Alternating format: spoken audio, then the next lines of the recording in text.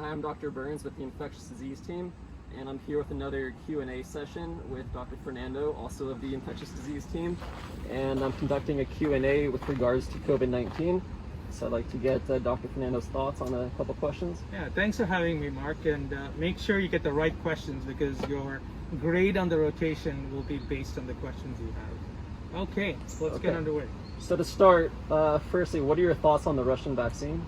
Yeah, so very, very concerning. What Russia has done over here is approved a vaccine to be released to the public by having only 2 phases. Now, traditionally, like I mentioned before, we're already moving at light speed. We've never seen a vaccine development so quick.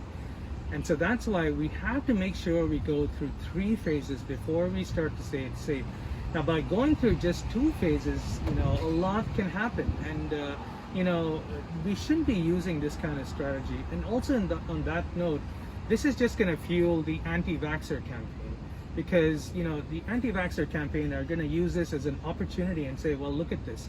And it's going to actually eventually tell more and more people not to get the vaccine. And not just with COVID-19, we're going to see decreased vaccinations for important diseases like measles. So that has me very concerned.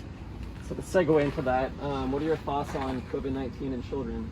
Yeah, I'm glad this is actually coming up. So for the first 5 to 6 months, there was never any thought of children getting infected.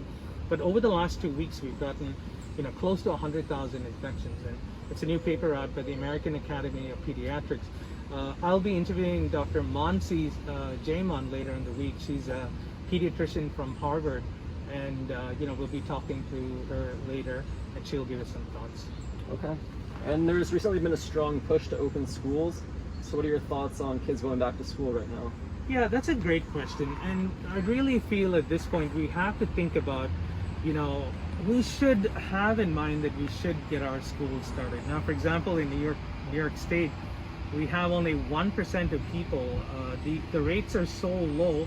And as a matter of fact, New York State just had 2 deaths yesterday. Of course, 2 deaths are big enough, but really clamping down. And I think it's important to have like a region by region situation. So let's say even in Texas, one of the worst affected, if you can find a county for me where there's no transmission, no new cases, absolutely. So it's really going to be region to region where you decide to open up schools, and that's important to know. I also want to plan like schools and parents and teachers. It's going to be a very dynamic situation, which means you're going to be constant upgrades. You're going to say something today, you're going to say, well, I changed my mind. Let's do that or do that. So it's going to be laborsome. There's no doubt about it, but it's going to be an ever dynamic change that happens every day. Okay. And final question, what are your thoughts on the herd immunity and how it relates to COVID? Yeah, this is a question that's posed very commonly.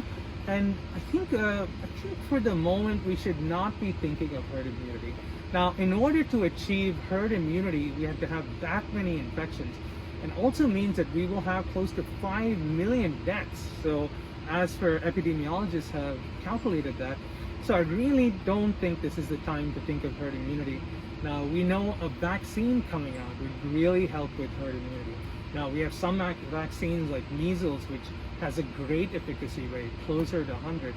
And then we have pretty average vaccines like the influenza vaccine. For example, last year offered about 40% of coverage. So for me, if we have a pretty good vaccine, I'll take 50% efficacy for the new COVID vaccine. If we have 50% efficacy combined by more and more infections in the community, I think that's a way we can build herd immunity. But in my professional opinion, I think it's almost impossible to develop that degree of herd immunity without a vaccine.